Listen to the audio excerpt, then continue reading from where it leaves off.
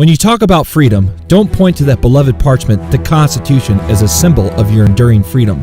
It is a representative of a form of government which seemingly no longer exists in this country today. The Constitution has been thrown out the window, the Republic shoved aside and replaced with a democracy. The thing is, most people in this country remain unaware that this is so because they simply do not know the truth, what lies beyond the myths. Your so-called government is not going to tell you either. To even begin to understand what has happened to the Republic, we must look backward in time to a period following the Civil War. We must go back to the year 1871, which was the beginning of the decline of the Republic. When we examine what happened during that time in our history, we begin to piece together this troubling, perplexing puzzle that is America. Only then should we answer as to whether we are indeed a free people or not. The date is February 21st, 1871, and the 41st Congress is in session. I refer you to the Acts of the 41st Congress, Section 34, Session 3, Chapters 61 and 62. On this date in the history of our nation, Congress passed an act titled An Act to Provide a Government for the District of Columbia. This is also known as the Act of 1871. What does this mean?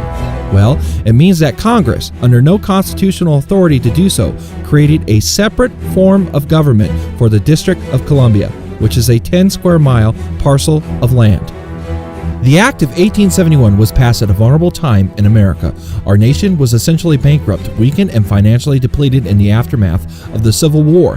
The Civil War itself was nothing more than a calculated front for some petty fancy footwork by corporate backroom players. It was a strategic maneuver by European interests, the international bankers, who were intent upon gaining a stronghold on the neck and the coffers of America.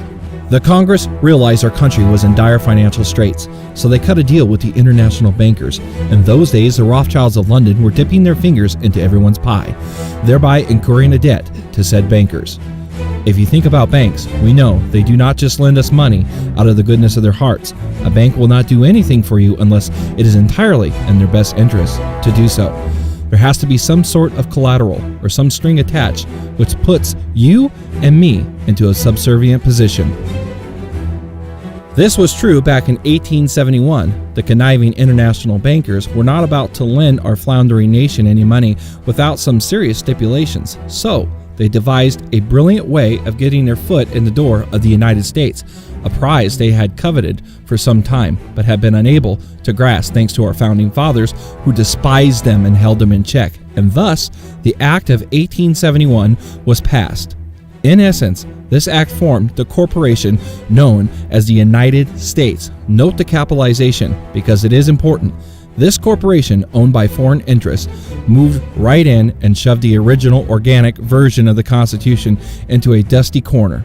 With the Act of 1871, our Constitution was defaced in the sense that the title was block capitalized and the word for was changed to the word of in the title.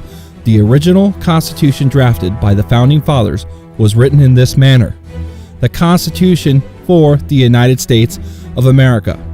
The altered version reads, the Constitution of the United States of America.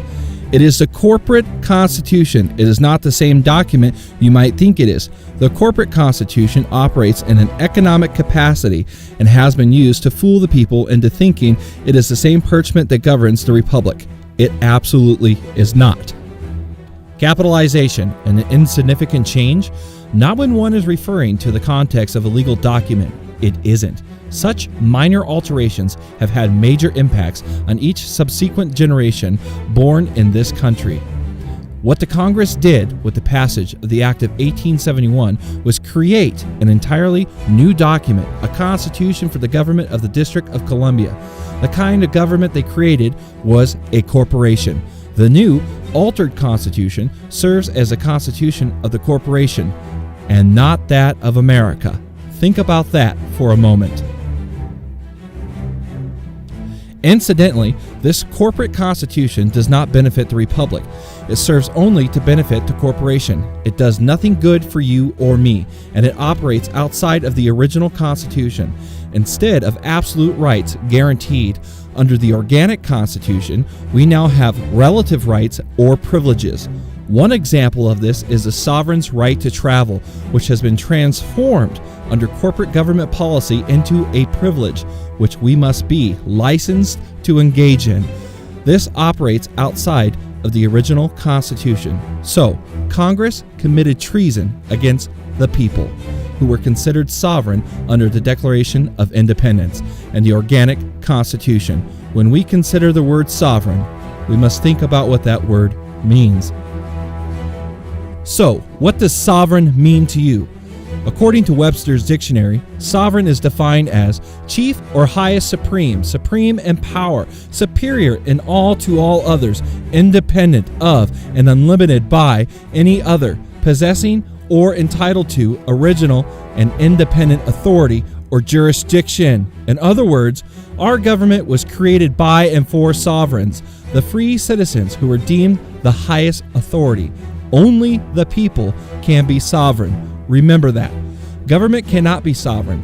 We can also look to the Declaration of Independence, where we read, "Government is subject to the consent of the governed."